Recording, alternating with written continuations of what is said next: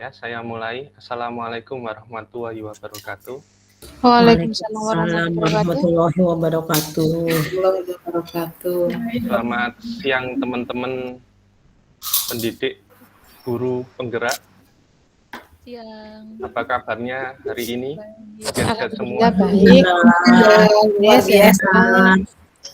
Alhamdulillah. Sekarang sebelum kita memulai, marilah kita berdoa menurut agama masing-masing untuk kelancaran presentasi kita. Doa mulai.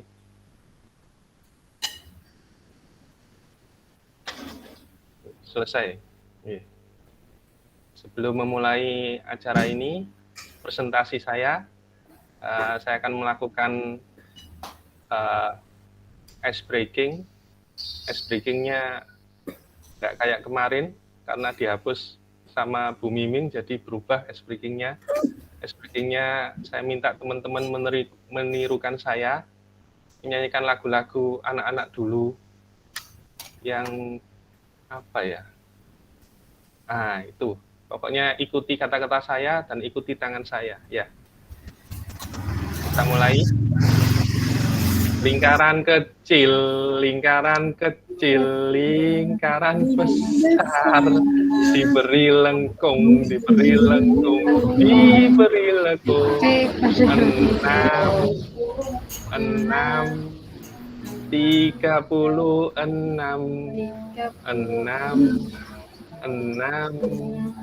Jadi pengajar. Itu ya. Terima kasih teman-teman ya. Saya akan memulai presentasi saya mengenai pengajaran proses pembelajaran di sekolah penggerak. Untuk memulai itu saya akan menampilkan YouTube. Sebentar, akan saya masukkan.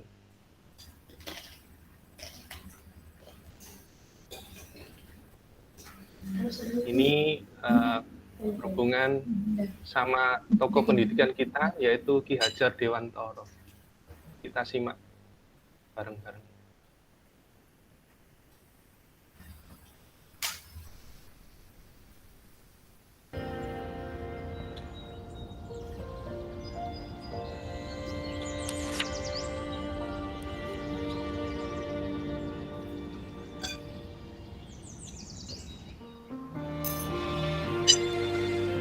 Bapak Pendidikan Indonesia. Sebutan yang akan terus dilekatkan kepada seorang pendidik bersahaja yang rela melepas jubah kebangsawanannya agar bisa berbaur dan merakyat. Tapi jarang kita tahu, sebelum menggagas filosofi pendidikan kita, beliau memulai langkahnya sebagai seorang aktivis, pejuang, dan wartawan cerdas dan tajam dalam mengkritik penjajahan. Dialah Ki Hajar Dewantara. Terakhir di keluarga bangsawan dengan nama Raden Mas Suwardi Suryaningrat, ia lahir dengan tubuh yang sedikit berbeda. Sampai-sampai sang ayah memberikan nama pena yang lucu buatnya. Namun menurut sahabat sang ayah, bentuk fisik inilah yang menandakan sang bayi yang akan berpengaruh besar nantinya. Sebagai seorang bangsawan muda, Suwardi kecil memiliki hak istimewa yang tidak dimiliki anak lainnya. Lalu di masa remaja, beliau pun mendapatkan kesempatan untuk bersekolah dokter di Batavia secara cuma-cuma. Namun dikarenakan tubuh yang sakit-sakitan, beliau harus tidak naik kelas dan dicabut beasiswanya. Walaupun pencabutan ini juga dicurigai karena ada motif politis di baliknya. Tapi gagal menjadi dokter tidak lantas membuatnya hilang arah. Malah ia menemukan kekuatan baru dengan bersenjata, kertas, dan pena. Tulisan-tulisan Suwardi menarik perhatian dua pemuda lainnya yang juga tengah membangun pergerakan, Dr. Cipto dan Douwe Dekker. Ketiga orang inilah yang kemudian bahu-membahu menyebarkan ide Indonesia Merdeka lewat partai politik pertama di Nusantara. Ibarat mendapatkan angin, di sana Suwardi semakin garang mengkritik ketidakadilan yang menimpa bangsanya. Puncaknya, ia menuliskan sebuah kritik tajam yang ditujukan kepada bangsa penjajah. Tulisan yang sangat ironis menyindir perayaan kemerdekaan Belanda di atas tanah sebuah bangsa yang sedang mereka jajah dengan ongkos yang juga harus dibayar oleh orang-orang tertindas. merahlah wajah dan telinga Belanda. Suara lantang Suwardi dianggap sudah keterlaluan. Bersama rekan seperjuangan, 3 serangga itu pun dibuang ke negeri Belanda. Raga boleh diasingkan, tapi bara dalam jiwa tegar menyala. Di tengah pengasingan, Suwardi justru tercerahkan. Ia mengenal gagasan pendidikan dari tokoh-tokoh besar yang ide-idenya kelak membawanya ke arena juang yang sama. Kembali ke tanah air, jalan terjal masih dihadapinya. Suwardi lagi-lagi harus berhadapan dengan pihak pemerintah kolonial. Celakanya, kali ini ia harus sampai mendekam di penjara. Tapi dari balik jeruji, hatinya gelisah mendengar kabar sang istri yang mengalami pendarahan parah sehabis melahirkan anak ketiga. Lalu, disinilah titik balik itu. Pada satu kesempatan, sang istri mengingatkan Suwardi tentang janjinya kepada sang guru agar mau mendidik kaumnya yang masih tertindas. Bagai mendapat ilham, Suwardi pun segera bersiap lahir menjadi sosok yang baru. Ya, ketika bebas, ia lekas mendirikan sebuah sekolah. Taman Siswa namanya. Sebuah cara perjuangan yang ia pilih untuk memperkuat rakyat dengan senjata terhebat, pendidikan. Ia juga menanggalkan nama kelahirannya, menggantinya dengan nama panggilan yang setara, Ki Hajar Dewantara. Mimpinya sangat besar dan melampaui zaman. Cita-cita untuk meraih kemerdekaan bukan hanya merdeka dari penjajahan bangsa-bangsa, tapi juga kebodohan yang memenjara. Inilah sumbangsih terbesar yang membuatnya dikenang sebagai Bapak Pendidikan Indonesia kelak. Perjuangan melawan penjajah tidak melulu dengan senjata. Kisah dari seorang dokter rakyat membela kaumnya dengan cuma-cuma, juru ketik yang rajin mengkritik, ataupun seorang pendidik yang rela turun dan meninggalkan zona nyaman, menyadarkan kita kalau perjuangan itu adalah tentang memiliki ide dan mimpi yang besar. Butuh 3 dekade bagi 3 serangkai sampai cita-cita kemerdekaan dinikmati oleh kita semua hingga hari ini. Sekarang, giliran kita untuk menentukan mimpi dan cita-cita besar bagi Indonesia di masa depan. Dan seperti biasa, terima kasih.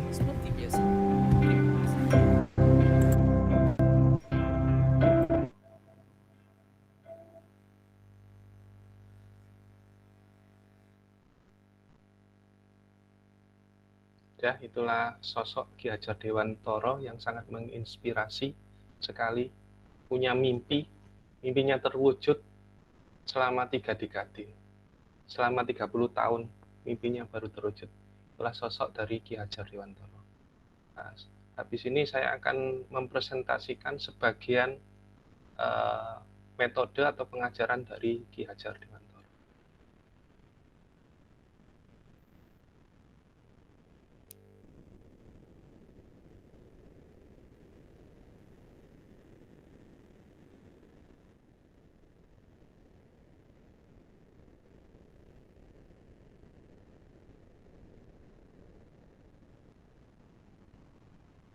Nah, ini pengajaran yang sesuai dengan capaian dan tingkat kemampuan. Pengajaran yang sesuai dengan capaian dan tingkat kemampuan. Pernahkah Anda, peserta didik Anda mengalami kesulitan saat mengerjakan tugas yang harusnya sudah dikuasai olehnya? Mengapa hal tersebut terjadi? Jawaban untuk pertanyaan tadi memiliki banyak faktor masalah. Namun salah satu yang bisa menjadi akar masalah dari kejadian tersebut adalah level atau tingkatan ataupun kemampuan dari peserta didik yang belum tepat dengan capaian belajar yang diharapkan. Kemudian, pembelajaran yang tepat untuk peserta didik harus disesuaikan dengan tingkat kemampuan dari peserta didik tersebut. Jadi pengajaran nggak bisa disamakan, harus disesuaikan dengan tingkat kemampuan peserta didik tersebut.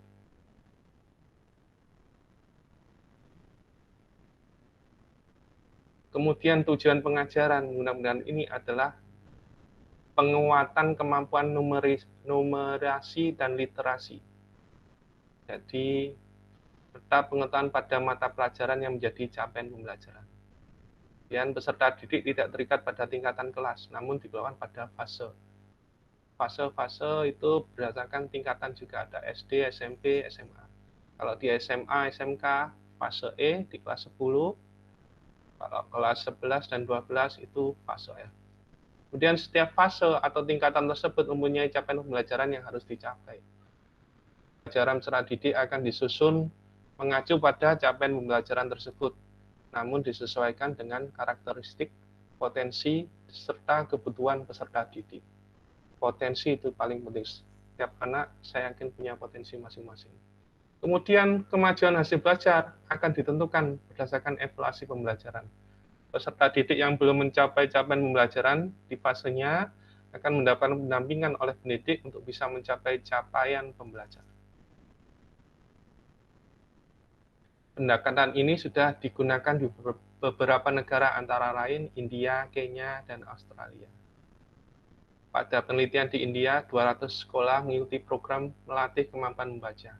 Terdapat peningkatan 19% jumlah peserta didik yang mampu membaca paragraf singkat atau cerita. Peserta didik pada awalnya dikelompokkan sesuai dengan tingkat kemampuannya terlebih dahulu, lalu diberikan pengajaran selama 1 jam setiap hari, sesuai dengan tingkatan kemampuan mereka. Hal serupa juga terjadi pada studi serupa lainnya di India. 484 sekolah dan hanya dalam 50 hari terjadi peningkatan jumlah siswa yang mampu membaca paragraf singkat atau cerita sebanyak 33%. Hal ini menunjukkan dengan mengetahui capaian atau tingkatan kemampuan pendidik sebagai acuan untuk menyusun pembelajaran, bisa mampu mengembangkan peserta didik lebih baik. Pembelajaran disusun sesuai dengan kebutuhan dan kemampuan peserta didik. Karena itu tentunya akan lebih tepat guna untuk peserta didik itu sendiri. Berikutnya, tahapan yang harus dilakukan dari proses pembelajaran pertama adalah assessment. Assessment adalah untuk bisa membuat pembelajaran yang bersifat pada peserta didik. Tahap pertama dalam proses ini. Assessment biasa disebut juga assessment diagnostik. Yang perlu diketahui adalah potensi, karakteristik, kebutuhan, tahap perkembangan peserta didik, tahap capaian pembelajaran. Dari asesmen, kita berlanjut ke tahapan berikutnya, yaitu perencanaan. Setelah berhasil mengidentifikasi potensi karakteristik, tingkat capaian kemampuan, maka bagian berikutnya adalah menyusun proses pembelajaran yang sesuai dengan data asesmen. Perencanaan ini juga termasuk mengelompokkan peserta didik dalam tingkat yang sama. Dengan penyusunan pembelajaran yang sesuai dengan capaian atau tingkat kemampuan peserta didik, maka kita menempatkan peserta didik sebagai pusat utama pembelajarannya sesuai dengan filosofi Ki Hajar Dewanto, anak sebagai pusat. Kemudian habis tahapan perencanaan, kita berlanjut ke tahapan pembelajaran. Selama proses pembelajaran ini perlu dibuat adanya asesmen berkala untuk melihat proses pembangunan murid, kebutuhan, kemajuan selama pembelajaran atau biasa disebut asesmen formatif. Sedangkan asesmen sumatif sebagai proses evaluasi ketercapaian tujuan pembelajaran di akhir suatu pembelajaran juga diperlukan membantu pendidik merancang proyek berikutnya. Untuk menerapkan pendekatan pengajaran ini, apa hal pertama yang harus kita lakukan? Jika Anda merasa hal pertama yang perlu dilakukan untuk menerapkan pengajaran yang sesuai dengan capaian atau tingkat kemampuan peserta didik adalah mengenal peserta didik. Anda benar. Pengenalan peserta didik itu sangat penting dari proses pembelajaran. Sebelum kita membuat pembelajaran yang bersifat pada peserta didik, kita harus mengenali peserta didik kita terlebih dahulu. Kita harus tahu potensi, kita harus tahu karakteristik, kita harus tahu kebutuhan, keunikan siswa, dan lain-lain. Nah, ini ada kuis yang gratis di internet untuk mengecek gaya belajar kita. Apakah Anda seorang yang visual, ada auditori atau kinestetik. Di situ, di kuis itu berisi item-item yang mengarahkan untuk memilih saja. Jadi anak itu akan cenderung ke visual atau ke auditori atau kinestetik. Apakah Anda menemukan peserta didik dengan gaya belajar yang sama dengan Anda? Saya yakin tidak ada yang sama. Ada yang harus melihat, ada yang mendengar, ada yang kinestetik. Ya. Apakah Anda pernah menemukan peserta didik dengan gaya belajar berbeda dengan Anda? Saya yakin juga pernah. Apakah semua peserta didik mempunyai gaya belajar yang sama? Saya yakin tidak. Apakah semua peserta didik mempunyai karakter yang sama? Saya yakin tidak. Apa yang Anda pelajari dari aktivitas ini? Jadi, setiap anak saya yakin unik dan punya potensi, punya karakteristik, punya gaya belajar sendiri-sendiri. Jadi kita nggak bisa menyamakan anak satu dengan anak yang lainnya. Kemampuan anak yang satu dengan kemampuan anak yang lainnya itu berbeda. Berikutnya, ingat bahwa anak itu unik. Tidak ada satupun anak yang sama. Anak kembar pun mempunyai DNA yang berbeda. Tentunya masing-masing anak mempunyai pendekatan yang berbeda pula dalam belajar.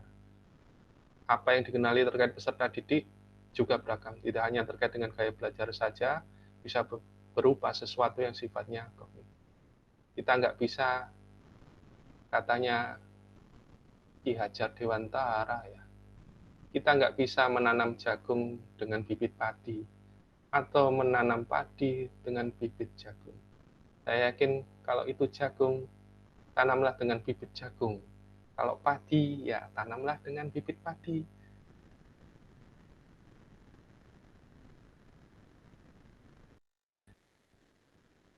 Menanam bibit padi, pengennya jagung, ya nggak mungkin. Nggak mungkin. Yaitu seperti anak kita kayak gitu, kita nggak bisa memaksakan. Selamat Anda berhasil menyelesaikan materi pengajaran yang sesuai dengan capaian tingkat kemampuan.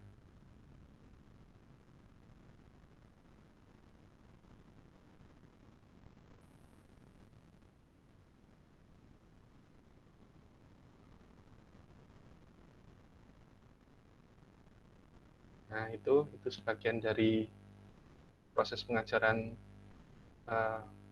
Ki Hajar Dewantara. Sekarang kita lihat di YouTube lagi mengenai mimpi Jokowi untuk masa depan Indonesia ke depan bersama Nadiem Makarim.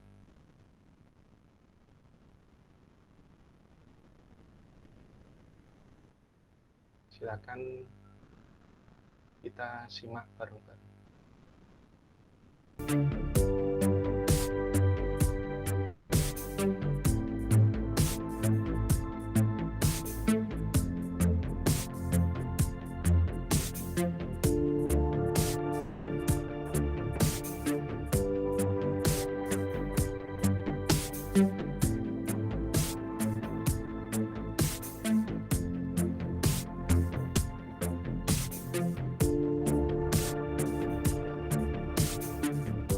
Izin bertanya, sebenarnya apa yang ada di benaknya Pak Presiden mengenai kemajuan yang Bapak ingin lihat terjadi dalam pendidikan di Indonesia ini?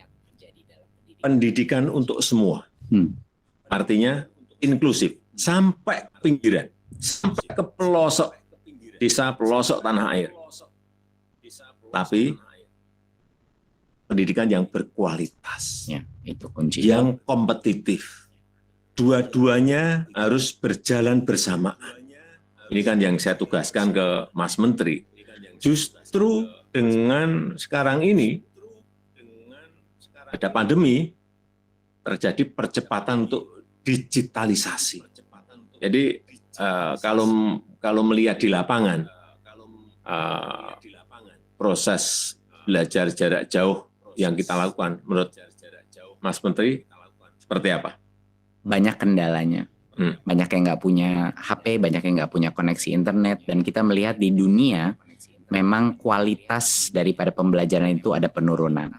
Tapi hal yang dipelajari para guru-guru dan anak-anak mengenai platform-platform digital ini menjadi suatu kesempatan emas bagi kita, Pak Presiden, untuk mengikuti perkembangan itu dan menggunakannya untuk transformasi pendidikan seperti yang Bapak bilang, hybrid. Walaupun anak udah kembali ke sekolah, nanti berbagai macam platform teknologi akan meningkatkan kolaborasi antara guru, orang tua, dan murid dengan cara-cara yang belum bisa kita prediksi, tapi kesempatannya banyak sekali, Pak. Jadi sudah ada terobosan-terobosan Sudah, ke Pak. sana. Ada beberapa. Ya. Pertama yang saya bilang tadi adalah digitalisasi sekolah akan menjadi salah satu fokus utama di dalam program Merdeka Belajar ini. Tapi ada beberapa program-program yang sangat penting yang sudah diluncurkan, Pak, walaupun dalam masa pandemi. Yang pertama adalah ujian nasional kita ubah menjadi asesmen nasional, di mana sekarang kita bukan mengukur informasi, tapi kita mengukur numerasi dan literasi kemampuan bernalar, Pak, sesuai dengan standar internasional. Dan pertama kalinya di sejarah kita, Pak Presiden, kita akan menambahkan survei karakter, di mana nilai-nilai Pancasila akan bisa kita ukur dan kita kuantifikasi per sekolah. Isu-isu seperti intoleransi, kekerasan seksual, dan perundungan bisa kita ukur, Pak Bagus Presiden. sekali. Dalam Bagus sekali. per sekolah, Pak, nanti ada peta-petanya gitu. Bagus sekali. Jadi ini program Big Data, salah satu program Big Data pertama kita, Pak. Bagus Pak sekali. Presiden selalu menagih saya mengenai melakukan digital government. Jadi ini step pertama kita, Pak. Yaitu lompatan yang ingin kita lakukan kan di situ. Betul, Pak. Dan yang kedua, Pak, adalah program guru penggerak, di mana regenerasi kepemimpinan kepala-kepala sekolah kita, pengawas kita, guru-gurunya LPTK kita, itu akan keluar dari alumninya guru penggerak, Pak. Saya baru aja di Papua, Pak. Kemarin luar biasa, sama di Kalimantan Timur.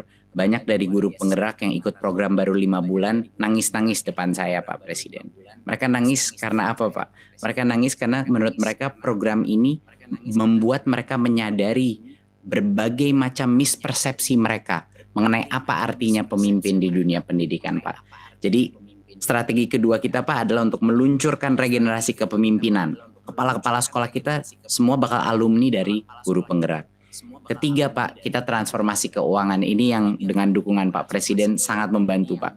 Dana BOS yang tadinya suka datang telat, Pak, di daerah, kita nggak lewat pemerintah daerah, langsung transfer ke sekolah, biar kepala sekolahnya nggak perlu nalangin dulu. Biasanya minjem-minjem, Pak, sama orang tua untuk bulan-bulan pertama. Sekarang alhamdulillah transfer langsung. Kedua, kepala sekolah sekarang punya fleksibilitas, Pak, dalam penggunaan dana BOS.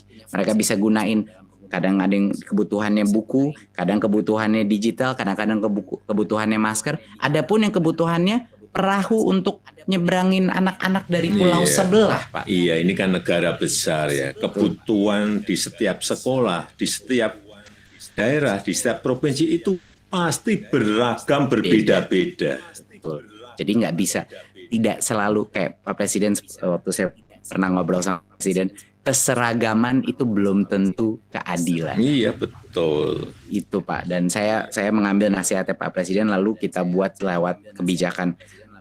Pak Presiden juga yang mendorong saya waktu itu untuk melakukan transformasi dana BOS Majemuk, Pak Presiden.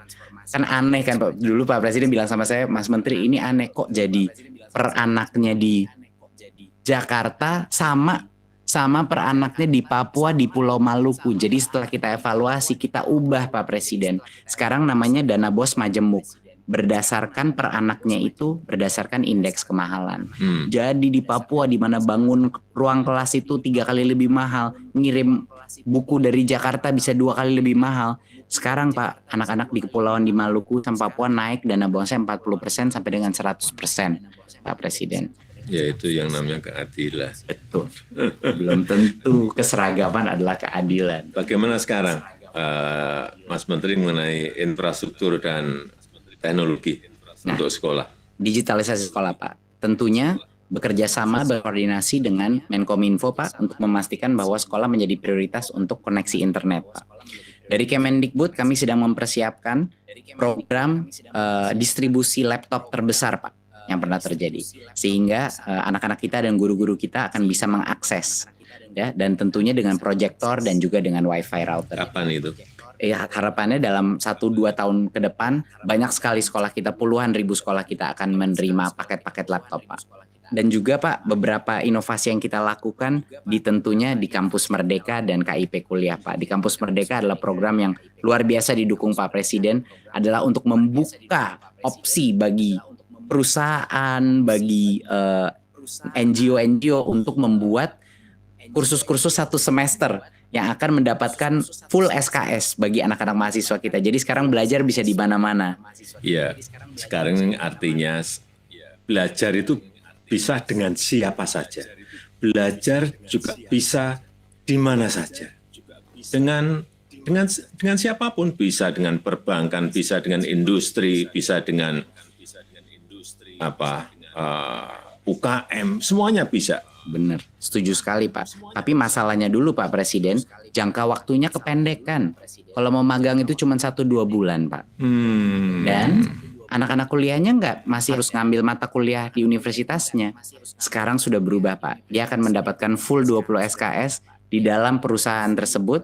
Jadi dia tidak harus mengorbankan SKS dia dan kapan dia lulus. Dan juga disubsidi oleh pemerintah biaya gajinya itu mahasiswa, biaya uang transportnya itu disubsidi Pak oleh pemerintah. Jadi ini kesempatan yang sangat besar bagi perusahaan juga untuk menambahkan talentanya. Itu Pak kira-kira. Inilah perubahan, inilah transformasi yang kita inginkan. Betul Pak, betul Pak. Dan banyak sekali perusahaan yang semangat Pak. Waktu saya bilang sama perusahaannya, Pak Presiden yang minta partisipasi semua sektor strategis. Mereka luar biasa semangat ya Pak, karena ini benar-benar memecahkan masalah mereka juga. Yang kedua Pak adalah KIP kuliah. Yang kemarin KIP kuliah baru saja kita melakukan perubahan bahwa sebelumnya KIP kuliah itu cuma 2,4 juta Pak per anak. Masalahnya adalah di prodi-prodi yang sangat baik kualitasnya, ada banyak yang UKT-nya di atas 2,4 juta Pak. Jadi banyak sekolah-sekolah kita diskriminasi terhadap anak-anak penerima KIP kuliah karena rugi universitasnya. Nah, barulah kita ubah kebijakannya sehingga kalau prodi A itu bisa sampai dengan 12 juta Pak. Untuk prodi B bisa dengan 4 juta. Jadi ya ini persis sama seperti yang Pak Presiden bilang tadi, kesetaraan belum tentu keadilan. Iya, betul. Sehingga sekarang anak-anak dari Papua atau dari Maluku yang mau masuk ke dalam program yang mahal, misalnya Fakultas Kesehatan, dia bisa tanpa diskriminasi dari universitasnya Pak Presiden. Itu kira-kira Pak, beberapa hal yang memang sudah mendapat dukungan dari Pak Presiden.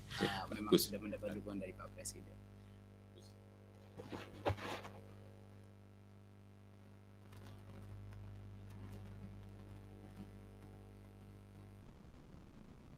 Yaitu bagian tujuan Presiden untuk menggalakkan digitalisasi sekolah yang punya tujuan bagus, belajar bisa di mana saja, tujuannya sangat menyenangkan. Guru bergerak besok juga akan jadi calon kepala sekolah. Jadi teman-teman harus siap jadi calon kepala sekolah. Saya yakin bisa. Tidak ingin. Itu aja. Tidak ingin. Tidak ingin. Nggak mau, Bu. Enggak, nanti jadi sampai disuruh jadi kepala sekolah gimana, Bu? Enggak. Jadi guru BK aja. Ya, terima kasih teman-teman. Saya akhiri presentasi kali ini. Saya akhiri. Wassalamualaikum warahmatullahi wabarakatuh. Waalaikumsalam warahmatullahi wabarakatuh.